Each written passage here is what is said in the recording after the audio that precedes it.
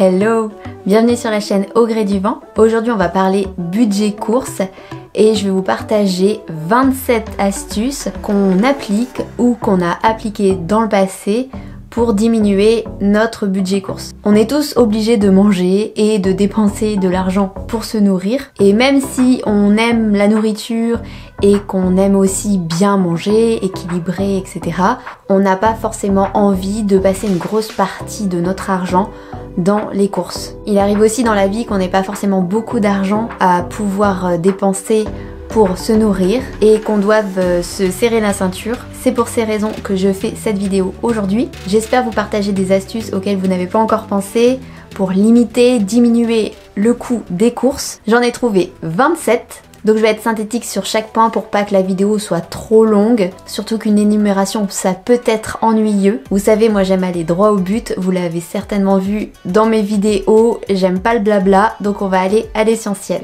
J'ai organisé les 27 points en 5 catégories pour pouvoir mieux s'y retrouver. Donc les catégories sont organisation, pendant les courses, anti-gaspi, la main d'œuvre et pour finir, astuce en plus. En gros c'est les points que je savais pas trop où mettre. Je vous ai mis des marqueurs de temps pour que vous puissiez passer plus rapidement d'une catégorie à une autre, s'il y a une catégorie qui vous intéresse plus qu'une autre, ou si vous voulez retrouver un point particulier ultérieurement. Avant de commencer, pensez à vous abonner à la chaîne si c'est pas déjà fait et à me suivre sur Insta et ou sur Pinterest. Première catégorie, l'organisation. Le premier point pour moi qui est essentiel et on le retrouve souvent dans ce type de vidéo, c'est le fait de faire ses menus. Le fait de faire vos menus et de prévoir vos repas à l'avance va vous permettre d'avoir une liste de courses bien établie avec uniquement ce dont vous avez besoin dans la semaine pour manger. Ça vous évitera de revenir avec trop d'aliments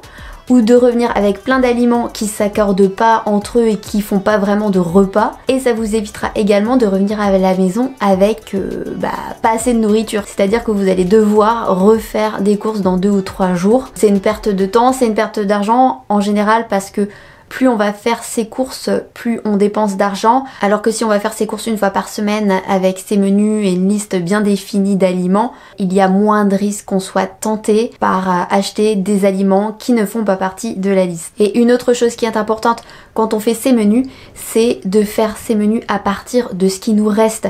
Si vous avez des aliments périssables dans le frigo, des fruits, des légumes, prenez-les en compte pour faire vos menus et votre liste de courses. Par exemple, si il vous reste un concombre, réfléchissez à comment vous allez l'incorporer. Bon là, un concombre c'est facile, vous pouvez juste faire une entrée avec et l'incorporer voilà dans une des entrées de la semaine. Mais si c'est un aliment plus compliqué à intégrer dans la semaine, il vaut mieux y penser à l'avance, sinon vous risquez de le perdre. Et du coup, c'est une perte d'argent. Deuxième astuce, c'est prévoir des repas avec des protéines végétales plutôt que de la viande. En général, c'est même tout le temps, les protéines végétales sont moins chères au kilo que la viande. En plus, le corps assimile mieux les protéines végétales que les protéines animales. Donc c'est vraiment tout gagnant. Troisième astuce, prévoir des repas rapides dans votre menu de la semaine. Parfois quand on fait son menu, on peut être un peu trop ambitieux et prévoir plein de menus qui demandent du temps. Et on le sait très bien, parfois on va avoir des imprévus dans la semaine, on va peut-être pas avoir le temps qu'on pensait avoir. Du coup c'est bien de prévoir des repas rapides qui vont aller vite à faire. Quatrième astuce, prévoir des cheat meals. En gros des repas pas forcément équilibrés mais qui vous font plaisir. Parce que pareil, quand on est trop rigoureux, qu'on dit bon voilà maintenant je vais manger que des repas super équilibrés, légumes, protéines végétales, féculents à chaque repas. En plus surtout si on n'a pas l'habitude, on peut être frustré. C'est pas bon parce que en général quand on est frustré, on va craquer et si on craque, on va perdre de l'argent parce qu'en général quand on craque, on va chercher de la nourriture à emporter qui est beaucoup plus chère qu'un repas cheat meal où on va aller au resto pour se faire plaisir Donc ça, on veut pas. Quand on veut faire des économies, on évite d'aller au resto, on évite d'acheter de la nourriture à emporter. C'est important de prévoir aussi des repas qui ne sont pas forcément équilibrés, mais qui nous font plaisir. Cinquième astuce, ne pas attendre la dernière minute pour cuisiner. Ça m'est arrivé tellement de fois de faire mes menus et arrivé à 19h30, je me rends compte que le repas il va pas se faire en 15 minutes et que du coup on va manger qu'à 20h30 si je me tiens à mon planning des menus. Donc ce que j'avais fait pendant un temps, c'est que je me mettais un réveil sur Google Agenda. En gros, j'avais programmé un réveil tous les jours à 18h pour que je sache qu'il était 18h, que je devais arrêter ce que je faisais et que je devais aller me mettre au fourneau. Sixième astuce, alors ça c'est à la mode depuis quelques années, c'est le batch cooking, le fait de prévoir des repas à l'avance. Alors je connais des gens qui le font depuis très très longtemps, bien avant que ce soit à la mode. Par exemple le dimanche, vous cuisinez les 3, 4, 5 prochains repas des jours à venir. Vous cuisez à l'avance les féculents, parfois les légumes, ou vous prédécoupez les légumes à l'avance. Vous essayez au maximum de les faire à l'avance, parfois c'est pas possible, donc du coup vous coupez juste les aliments à l'avance, etc. L'autre solution aussi c'est de carrément faire le plat complètement et de le congeler dans des petites boîtes, soit des boîtes portions familiales, soit individuelles. Si vous n'avez pas beaucoup de temps, ça c'est une bonne astuce pour gagner du temps tout en faisant des économies sur la nourriture et en mangeant équilibré. En plus, ça vous fait des économies d'énergie puisque vous cuisez tout en grosse quantité et au même moment. Par exemple, si vous utilisez le four peut être déjà chaud pour cuire autre chose, alors que s'il est froid à chaque fois, vous consommez de l'énergie entre guillemets pour rien. Septième astuce et dernière astuce de la catégorie organisation, la lunchbox, le repas à emporter au travail. Nous on l'a fait pendant plusieurs années, alors pas pour... Ah si, moi je le faisais un moment quand j'allais travailler, oui. Et aussi pour Arthur, quand il allait travailler et que j'étais à la maison, le soir j'essayais de cuisiner un peu plus, comme ça il pouvait emporter sa nourriture le lendemain. À l'époque on avait des tickets resto et je les utilisais pour faire mes courses. Arthur emportait ses repas et ça c'est de vraies économies. Parce que si vous utilisez un ticket resto, je sais plus à combien ils sont maintenant, 7-8 €, donc vous allez dépenser ces 7-8 €, alors que si vous emmenez un repas de chez vous, en général ça vous coûte 3-4 € maximum. Cette différence tous les jours, 5 jours fois 4 dans le mois, ça fait vraiment une grosse différence sur le budget course. Deuxième catégorie, pendant les courses. Huitième astuce pendant les courses, c'est de se tenir à sa liste de courses. Vous êtes organisé, vous avez prévu à l'avance vos menus, vous avez fait votre liste de courses en fonction de vos menus. Maintenant, vous devez vous y tenir. C'est-à-dire ne pas acheter des petits trucs à droite, à gauche qui ne rentrent pas dans vos menus et qui en fait sont inutiles. Neuvième astuce, c'est faire ses courses le ventre plein. Ça, je l'ai trop vu sur moi. Quand j'ai le ventre vide et que j'ai faim, j'achète 2 fois plus de choses. Surtout si j'ai pas fait de liste. On est beaucoup plus tenté par acheter de la nourriture, voire acheter des cochonneries entre guillemets, quand on a faim pendant qu'on fait ses courses. Donc allez faire vos courses après un bon repas, quand vous êtes repu, vous ferez des économies. Dixième astuce, acheter des fruits et légumes de saison. J'ai l'impression d'en parler souvent sur Instagram et j'en ai déjà parlé dans une vidéo qui était, je vous la mets ici, les meilleurs aliments pour la planète. Manger des fruits et légumes de saison, ça a plusieurs atouts. Déjà, c'est carrément plus écologique parce que les fruits et légumes qui ne sont pas de saison poussent sous serre ou viennent de loin. Deuxièmement, en général, ils ont beaucoup plus de goût et de nutriments que des fruits et légumes hors saison. Et troisième chose, c'est qu'ils sont souvent, normalement, moins chers que des légumes hors saison. 11e astuce, se servir des promos. Alors vous êtes en train de faire vos courses, vous avez votre liste de courses pour faire vos menus de la semaine et vous voyez une super promo sur n'importe quoi, les pâtes, mais vous n'avez pas prévu de pâtes. C'est là où je pense qu'il faut aussi savoir s'adapter. C'est bien de faire ses menus à l'avance, d'avoir sa liste de courses, mais comme tout, il faut pas être trop rigide et il faut pouvoir aussi s'adapter. Donc là, ce qui va être intéressant, c'est que vous voyez à quel endroit vous pouvez modifier un aliment pour acheter à la place l'aliment en promotion. Alors attention aux promotions parce qu'il y a beaucoup de promotions qui ne sont pas des promotions. Je me souviens d'une fois où je souhaitais acheter du jus d'orange et donc il y avait le jus d'orange qui était vendu à l'unité ou en pack de 2 bouteilles collées ensemble. Et le prix au litre des 2 bouteilles vendues ensemble était plus élevé que le prix au litre de la bouteille seule. Alors là c'est le genre de truc, pour moi c'est carrément une arnaque. Enfin bref. Attention aux promotions qui ne sont pas réellement des promotions. Ce que je fais souvent, c'est quand je vois une promotion, je regarde le prix au kilo et je le compare avec l'aliment que j'achète d'habitude et son prix au kilo. Et donc je vois si est-ce que c'est vraiment plus intéressant d'acheter cette marque qui est en promotion ou de continuer à acheter la marque que j'ai l'habitude d'acheter. Avec Arthur, on aime aussi aller au rayon des dates courtes. Il y a même des magasins entiers maintenant qui vendent ça, les aliments avec des dates courtes, c'est-à-dire qu'ils vont bientôt périmer. Et là du coup vous pouvez aussi faire pas mal d'économies en achetant des aliments souvent 2 fois moins chers. Un magasin où on aime aller, c'est Nose. Alors il y a vraiment de tout.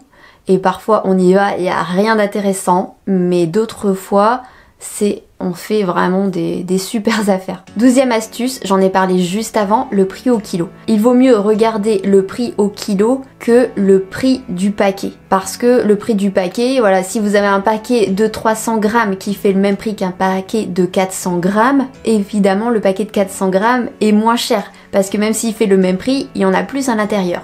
Et ça, vous le voyez tout de suite en regardant le prix au kilo des aliments. Ce qui est aussi important de faire, c'est de regarder le prix au kilo de ton repas. Parfois, un aliment est moins cher au kilo qu'un autre, surtout quand il y a des grosses quantités, mais c'est pas toujours intéressant d'acheter des grosses quantités. Sauf si vous pouvez stocker ces quantités pour vous en servir dans les semaines d'après. Donc le prix au kilo, oui, mais parfois aussi comptez le prix au kilo de votre repas. Si on a besoin d'une toute petite quantité, même si l'aliment est très cher, on peut acheter des aliments très chers au kilo. Par exemple les pignons de pain, les herbes aromatiques, souvent c'est des aliments qui sont chers, mais on n'en utilise pas forcément en grande quantité. Donc le prix au kilo, oui, mais à voir en fonction du repas. 3e catégorie, anti-gaspillage. 13e astuce concernant le gaspillage des aliments, c'est la conservation des aliments. C'est important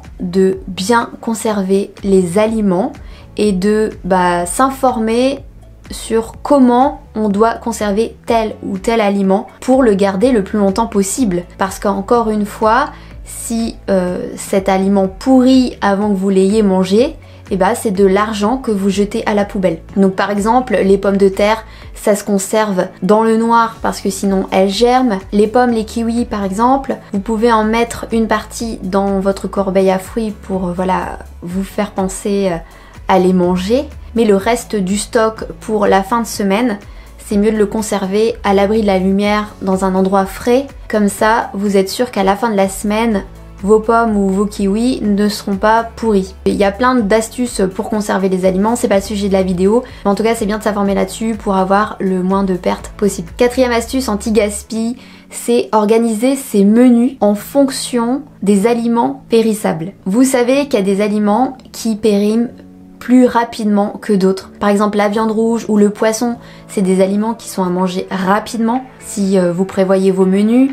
J'ai remarqué que les carottes se tiennent mal au bout d'une semaine, elles sont plus très belles, surtout si vous voulez les manger crues. Voilà, il y a plein d'aliments qu'il vaut mieux privilégier en début de semaine et garder les aliments qui se conservent bien pour la fin de semaine. Et donc ça, c'est aussi à prévoir au moment où vous élaborez vos menus. 15e astuce, alors c'est une astuce qui m'avait été donnée et j'ai toujours retenu lorsqu'on avait fait le défi zéro déchet de la ville de Nantes. C'est un défi proposé aux familles qui est super, qui nous donne plein de conseils pour minimiser les déchets. Et donc une des astuces que j'avais retenues, c'est que lorsque vous ouvrez votre frigo pour faire à manger, vous ne vous dites pas qu'est-ce que j'ai envie de manger, mais qu'est-ce que j'ai dans mon frigo. Parce que si vous vous dites qu'est-ce que j'ai envie de manger, vous allez pas forcément manger en premier les aliments périssables. Parfois on a des restes de la veille et donc c'est ça qu'il faut manger en priorité. En gros, c'est manger les restes en priorité et les aliments périssables. Et une chose qu'on ne fait quasiment jamais chez nous, c'est de jeter de la nourriture. Alors, je parle pas de la nourriture qui a périmé, je parle au niveau de l'assiette. Parce qu'il arrive que les enfants, notamment, et même moi ça peut m'arriver, qu'on finisse pas notre assiette parce qu'on a eu les yeux plus gros que le ventre. Du coup, ce qu'on fait, pour les enfants, soit nous on a encore faim et on finit leur assiette, soit je mets dans une boîte que je mets au frigo, et du coup ça fera partie des restes qu'on devra manger au prochain repas. Donc soit il y en a un qui se dévoue au prochain repas, soit je l'incorpore dans la recette du prochain repas. Et ce que je fais également pour éviter de trop jeter de nourriture ou de pas manger la nourriture qu'il y a dans notre assiette, c'est de ne pas trop servir les assiettes, quitte à se resservir. Comme ça, la nourriture reste dans le plat, il n'y a pas trop eu de mélange de microbes. Voilà. 16e astuce, sauver des aliments qui ont périmé plus vite que prévu et qu'on va perdre si on ne les mange pas très vite. Alors le souci avec ça, c'est souvent qu'ils sont pas très bons quand ils sont trop mûrs. Moi je sais que les bananes trop mûres, j'aime pas du tout ça. Les fraises, les cerises, il y a plein de fruits qui mûrissent très vite et pour le coup ils sont plus très bons. Donc c'est bien d'avoir quelques recettes un peu sauvetage de ces aliments qui sont plus très bons à manger brut, mais qu'on peut incorporer dans une recette et qui va quand même être très bonne. Pour les bananes, vous avez le banana bread, le gâteau à la banane. Pour les fraises par exemple, vous pouvez faire un smoothie avec les fraises trop mûres, vous le sentirez pas trop. Pour la salade qui est un peu flétrie, une astuce c'est de la laisser dans de l'eau, dans un saladier plein d'eau fraîche pendant je sais pas 1 heure, et du coup elle va un peu reprendre une meilleure forme et elle sera plus croquante. Alors c'est pas pour la salade qui est toute périmée verte dégueu, c'est voilà celle qui est entre deux. 4e catégorie, la main d'œuvre. Alors vous vous demandez peut-être ce que j'ai mis dans cette catégorie qui n'a pas l'air de faire partie des catégories pour réduire son budget course. Quand on a un petit budget, là où on peut vraiment faire des économies, c'est sur la main d'œuvre. Parce qu'on sait que la main d'œuvre, c'est souvent le plus cher. Quand on fait poser un carrelage, c'est pas le carrelage qui va nous coûter le plus cher, c'est la main d'œuvre, le fait de payer la personne qui va poser le carrelage. Et si on a du temps, notamment si on est parent au foyer, alors je dis pas qu'on fait rien quand on est parent au foyer, mais on peut quand même se dégager du temps à certains moments. Si on est au chômage ou autre, on peut utiliser ce temps pour gagner entre guillemets de l'argent, en tout cas moins dépenser d'argent. Grâce à ce temps, on va réduire le coût de la main d'œuvre. 17e astuce, c'est d'acheter des produits bruts. Quand on a du temps, on n'a pas besoin d'acheter des produits tout faits. Par exemple, la pâte à tarte, la pâte brisée, on peut très bien la faire soi-même. Faire ses jus soi-même, de faire ses smoothies soi-même. On peut faire les laits végétaux soi-même. Il y a plein de choses qu'on peut faire soi-même et qui reviennent bien moins cher que si on les achète toutes faites. Par exemple, les carottes râpées. J'ai quasiment jamais acheté de carottes râpées. Déjà râpées. Et en fait, j'ai appris récemment qu'il y a plein de gens qui achètent des carottes déjà râpées. Alors que ça vous revient tellement moins cher d'acheter des carottes, d'acheter un petit robot qui coûte 15 € et râper vous-même les carottes. En plus, elles seront meilleures parce que plus fraîches et le prix au kilo des carottes, c'est vraiment rien. Donc voilà, le fait d'acheter des produits bruts et de se servir de son temps pour cuisiner, c'est vraiment un gain d'argent. 18e astuce, c'est faire son potager. Nous, ce qu'on privilégie dans notre potager, alors il n'est pas encore bien grand, ce sont les fruits et légumes qui sont chers. Certains fruits et légumes sont plus chers que d'autres et donc on va plus semer ce genre de fruits et légumes dans notre potager. De cette façon, on a plus de gains d'argent. Parce que pour avoir un potager, ça prend du temps, même si on essaye de le faire au minimum le plus simplement possible, ça prend quand même du temps. Plus l'aliment que vous faites pousser dans votre jardin est cher au magasin, plus vous avez un gain d'argent. Par exemple, une chose que je veux pas faire pousser dans le potager, c'est les carottes. Parce que les carottes, on en a quasiment toute l'année en magasin. Elles sont toujours à un prix au kilo très bas. Donc, je vais pas m'embêter à passer du temps à semer des carottes dans mon potager pour qu'en fait le coût de la semence, le coût des graines, du temps que j'ai passé, de l'eau que je vais utiliser pour les faire pousser, ça reviendra quasiment au même prix que les carottes pas chères au magasin.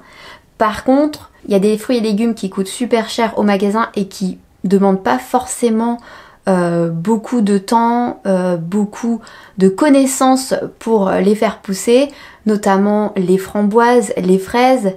C'est des fruits que vous plantez une seule fois et tous les étés vous les retrouverez. En plus vous en avez de plus en plus au fur et à mesure, donc c'est vraiment rentable financièrement et en termes de temps. Alors imaginons que vous n'avez pas de jardin, vous pouvez aussi cultiver les plantes aromatiques dans votre appartement, sur votre balcon. Et pareil, les plantes aromatiques c'est assez cher au magasin.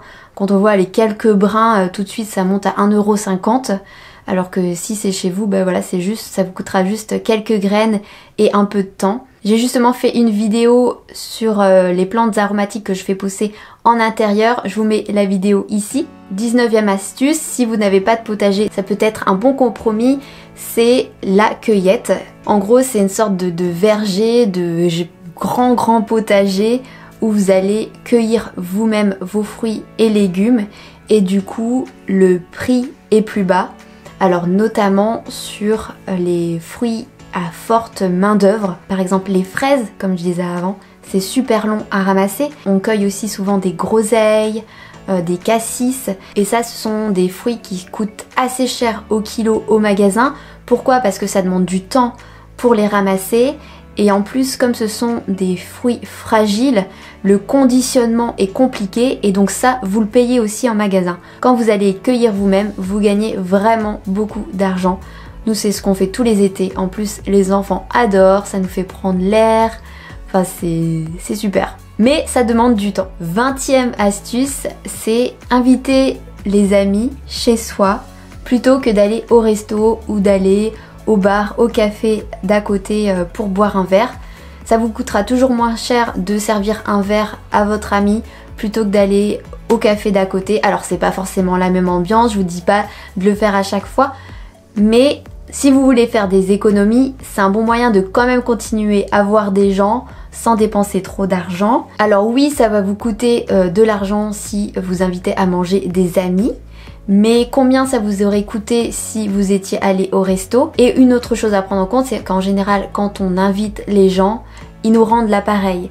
Et du coup, en fait, c'est donnant-donnant et ça coûte rien. 21e astuce, ne pas utiliser les drives. Je sais que c'est parfois conseillé d'utiliser le drive pour ne pas être tenté d'acheter d'autres aliments que ceux dont vous avez besoin.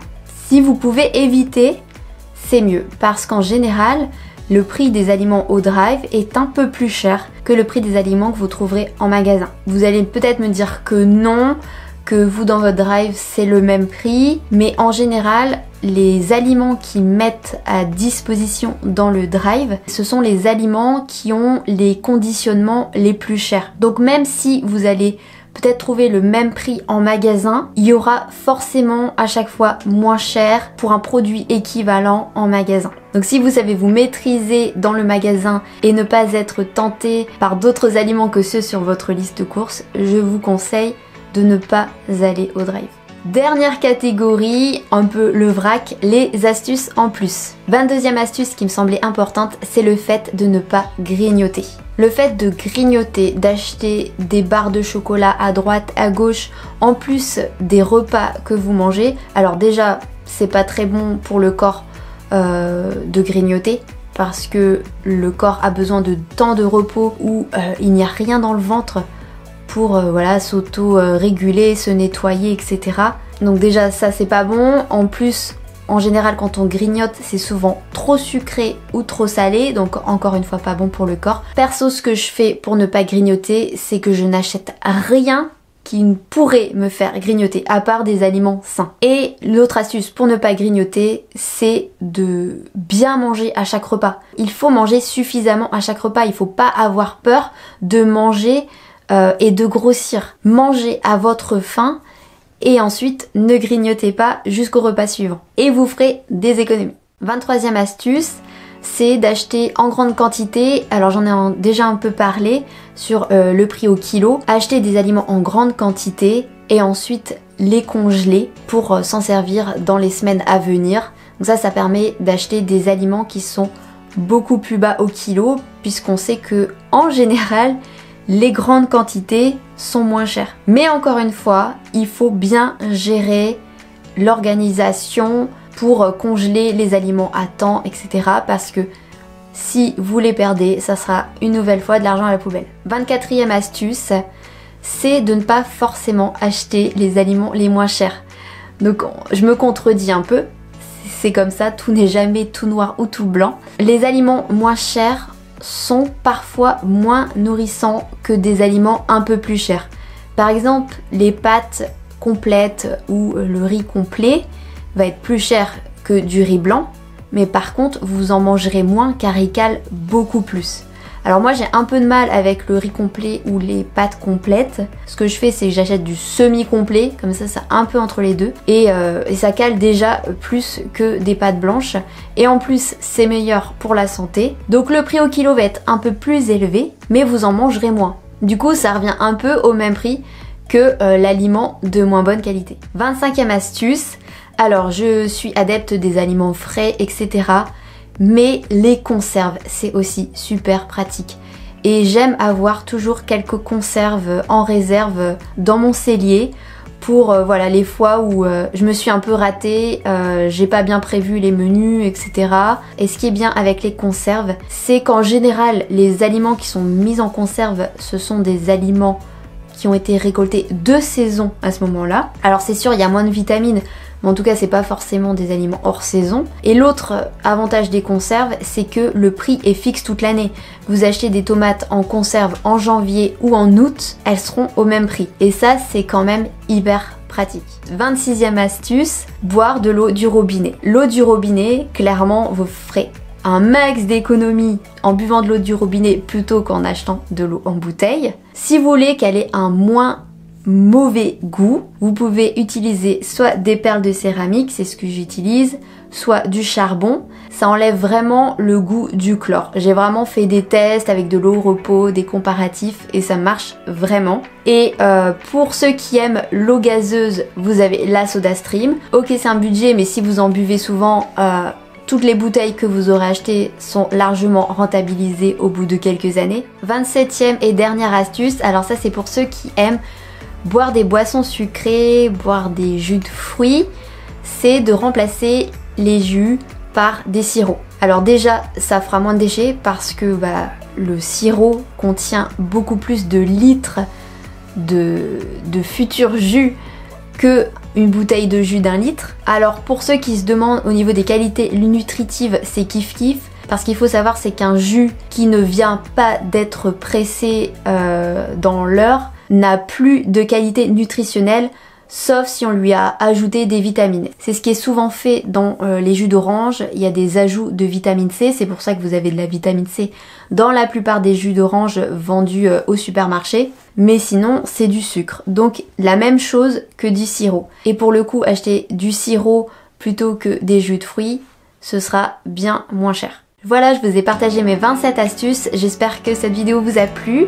N'hésitez pas à mettre un pouce si c'est le cas, et dites-moi en commentaire si vous voulez plus de vidéos sur ce thème, peut-être des vidéos un peu plus concrètes comme des idées de repas en dessous d'une certaine somme, ou encore j'avais pensé pour sauver des aliments bientôt périmés ou des fruits trop mûrs. Dites-moi ce qui vous intéresse, et puis voilà, je vous dis à bientôt pour la prochaine vidéo sur la chaîne. Salut!